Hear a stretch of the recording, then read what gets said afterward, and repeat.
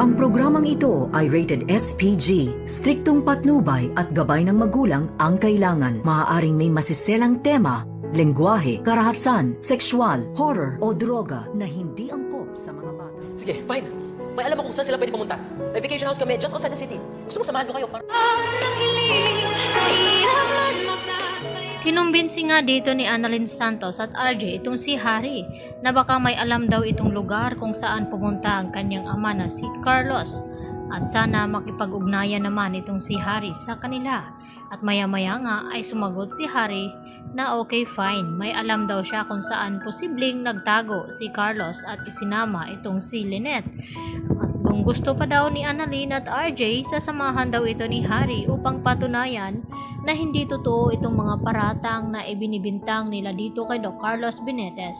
At hindi na nga nag-aksaya ng panahon itong sina Annalyn at RJ at bago nga sila umalis ay nagpasya itong si Annalyn na tawagan muna itong kanyang lola Susan at ang kanyang ninang upang ipaalam na hahanapin na nga nila itong si Lynette dahil sa di umano na tuloy ito papuntang abroad kung saan ay magbabakasyon ito kasama si Doc Carlos. At dito nga na sinabi ni RJ na kinakailangan daw mag-file sila ng report upang mahuli na rin dito itong si Carlos Benitez.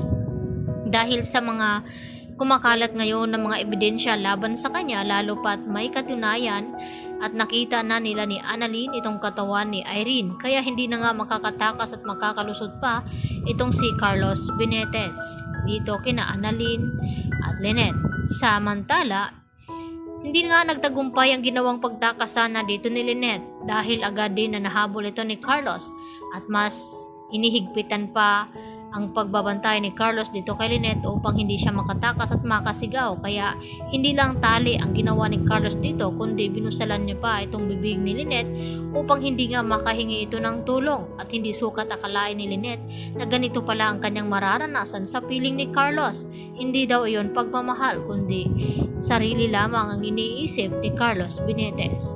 At hindi na rin tumitigil itong mga pulis sa paghahanap kung saan nila malalaman kung saan lokasyon itong nagtatago si Carlos kasama si Lynette, kaya agad na hinahanap nila itong si Carlos at hindi naman na abala dahil nalaman nila agad kung saan ito nagtatago at agad ibinalita dito kay Annalyn at RJ na alam na nga daw nila itong lokasyon kung saan pwedeng itago ni Carlos itong si Lynette at sumama na rin itong si Harry dahil gustong patunayan ni Harry sa kanila na mali ang kanilang sinasabi tungkol sa kanyang ama. Bago nga umalis, dito naman dumating itong si Zoe at nagpresenta dito kay Harry na kung pwede sumama daw siya dito sa kanila dahil gusto niya malaman na kung nasaan nga ba itong si Carlos.